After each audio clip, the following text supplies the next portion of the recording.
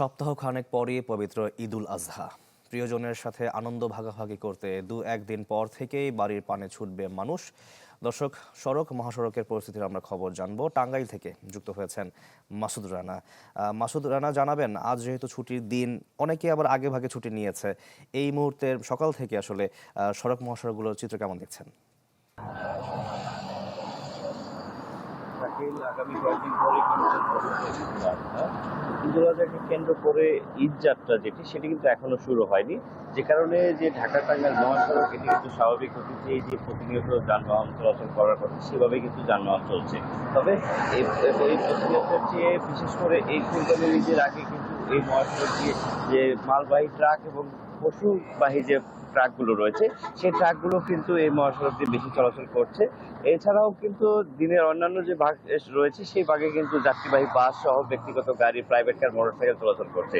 আপনি মাধ্যমে একটু জানিয়ে রাখি, প্রতি বছর এই ঢাকা টাঙ্গাইল মহাসড়ক এই ঈদের আগে, বিশেষ করে ঈদের আগে কিন্তু প্রায় বেশ কয়েক গুণ বেড়ে যায় এই মহাসড়কের যানবাহন চলাচলে। আর এই ঢাকা টাঙ্গাইল মহাসড়ক কিন্তু উত্তরবঙ্গ সহ প্রায় 22 থেকে 25টি জেলার যানবাহন চলাচল করে ঈদের আগে, যে কারণে কিন্তু এই মহাসড়কে একটি অনেকটাই চাপ বেশি থাকে, সেই সাথে যাত্রীদেরও একটি চাপ থাকে। আর প্রতি বছর এই মহাসড়কে, এই ঢাকা টাঙ্গাইল মহাসড়কে বিশেষ করে এলেঙ্গা থেকে যমুনা সেতু পর্যন্ত এই যানবাহনের চাপ এবং যাত্রীর চাপে কিন্তু অনেকটা দুর্ভোগ পোহাতে হয় সাধারণ যারা মানুষ রয়েছেন, যাত্রী রয়েছেন তাদের। তবে প্রতি বছরই এই যানজট এড়ানোর জন্য এবং এই ভোগান্তি কমার জন্য কিন্তু জেলা প্রশাসন সহ পুলিশ প্রশাসন নানা পদক্ষেপ নিয়ে থাকেন। এই বছরও কিন্তু তারা বিভিন্ন পদক্ষেপ নিয়েছেন বলে জানিয়েছেন। এবং প্রতি বছরের মতো এবারও কিন্তু প্রায় 1000 পুলিশ সদস্য, আইন শৃঙ্খলা বাহিনী যারা রয়েছেন তারা কিন্তু এই ঢাকা টাঙ্গাইল মহাসড়কের 65 কিলোমিটার অংশ রয়েছে, সেখানে তারা দায়িত্ব পালন করবেন। এখন পর্যন্ত এই মহাসড়ক স্বাভাবিক রয়েছে। এই ঈদযাত্রা বাড়ার সাথে সাথে হয়তো বা কিছু সমস্যা দেখা দিতে পারে বলে সন্দেহ করেছেন যাত্রীরা। এই ছিল টাঙ্গাইলের সর্বশেষ তথ্য। মাসুদ, ধন্যবাদ আপনাকে। দর্শক, ঢাকা টাঙ্গাইল মহাসড়কের পরিস্থিতির খবর আমরা জানছিলাম। সময়ের সাথে সাথে দেখা দেয় নিত্য নতুন প্রয়োজন। রেডি থাকতে হয় প্রতি মুহূর্ত। তাই এলো ইনোভার, যেন আপনি লাইফে থাকেন রেডি প্রতিদিন। Innova, designed for now. এবারে ঘাট পরিস্থিতির খবর জানবো আমরা। মানিকগঞ্জের পাটুরিয়া থেকে যোগ দিয়েছেন ইউসুফ আলী। ইউসুফ, একটু ঘাট পরিস্থিতির খবরটা জানাবেন। শাকিল, দেশের দক্ষিণ পশ্চিমাঞ্চল 21 জেলার মানুষ কিন্তু এই পাটুরিয়া দলুদে নৌরুট দিয়ে যাতায়াত করে। সে কারণে সারা বছরই কিন্তু ব্যাপক যানবাহন এবং যাত্রীর একটা চাপ থাকে।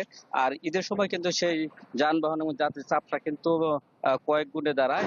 আমি যে এই মুহূর্তে রয়েছি পাটুরিয়ার যে 5 নং ঘাট, সেই 5 নং ঘাটে এখানে কিন্তু একটি বড় রুরুল ফেরি, সেটিতে কিন্তু যানবাহন লোড হচ্ছে। তবে ঈদ যাত্রায় যে যানবাহন এবং যাত্রীর সংখ্যা থাকে সেটি কিন্তু নেই এই মুহূর্তে। যে ফেরি পারের অপেক্ষায় শুধু ট্রাক রয়েছে, যে যাত্রীবাহী বাস সেগুলো কিন্তু সবই রানিং রয়েছে। দু একটি করে আসছে, তারা কিন্তু অনায়াসে ফেরিতে উঠে চলে যাচ্ছে। আর এই পণ্যবাহী ট্রাক বা পশুবাহী ট্রাক রয়েছে রাজধানী সহ বিভিন্ন এলাকায়, যেগুলো কুরবানির গরু পৌঁছে দেওয়ার পরে সেগুলো কিন্তু খালি ব্যাক করছে। সেই ট্রাকের সংখ্যা 100-র মতো আছে এই মুহূর্তে পারাপার জন্য। এছাড়া ব্যক্তিগত গাড়ি, যে প্রাইভেট কার, মাইক্রোবাস, মোটরসাইকেল, সেগুলো কিন্তু আসছে।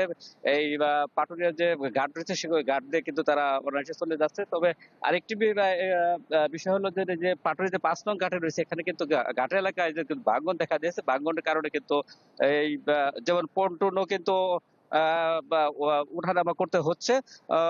সেক্ষেত্রে যানবাহন চালক এবং যাত্রীরা কিন্তু এই আশঙ্কা করছেন যে একটা ভোগান্তি হতে পারে। আর বিআইডব্লিউটিসি তারা কিন্তু বলছেন তাদেরকে মোট 18টি ফেরি রয়েছে এবং আজকে 15টি ফেরি চলাচল করছে। আরো একটি কে টাইপ ফেরি আগামীকাল যুক্ত হবে।